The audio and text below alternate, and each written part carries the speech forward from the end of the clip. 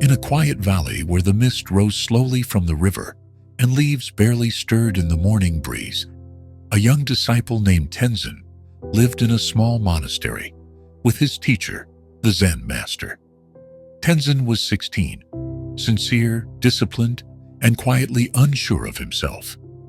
Though he followed the routines with care, there was a trembling within him he could not still.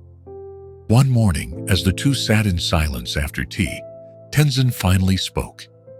"Master, I don't think I'm strong enough. I doubt myself constantly.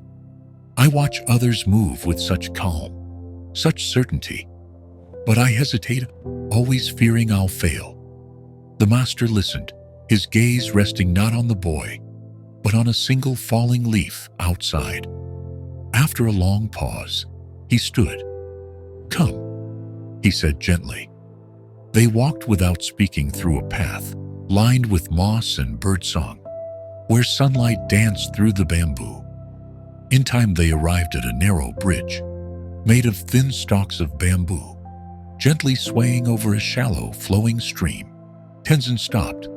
"It's not safe," the master replied. "Cross it." Tenzin stepped forward, then back. "It will shake. I might fall." The master's voice was soft, steady. "Then fall." The boy looked to him, uncertain. "You could hold my hand. You could walk beside me." The master nodded. "I could. But if I do, you will never learn that you can walk alone." Tenzin stood still. The stream below murmured. The wind touched his face. And then he stepped onto the bridge. It shook. He paused. He took another step. The bridge wobbled again, but it held. Breath by breath, step by step, he crossed. When he finally reached the other side, he turned. His master remained where he stood, unmoved, watching. "I did it," Tenzin said quietly. The master walked to meet him, said, "You feared the fall more than the fall itself. That is how fear lives, not in what is, but in what the mind imagines. Strength does not rise when the path is certain. It rises when the path is swaying, and you walk anyway."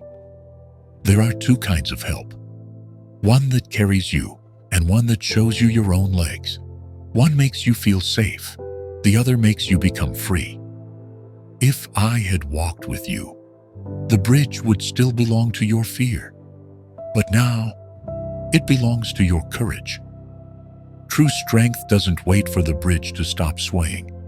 It awakens the moment you trust yourself enough to take the next step. Strength is not something you're given. It is something you meet inside yourself.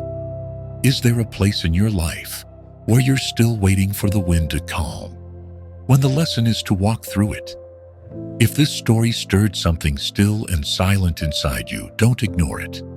Let it remind you, you are not weak because you fear. You are strong because you continue. Share this with someone standing at their own bridge. And subscribe to Epic Inspire Stories, where each story is a step toward the strength you already carry.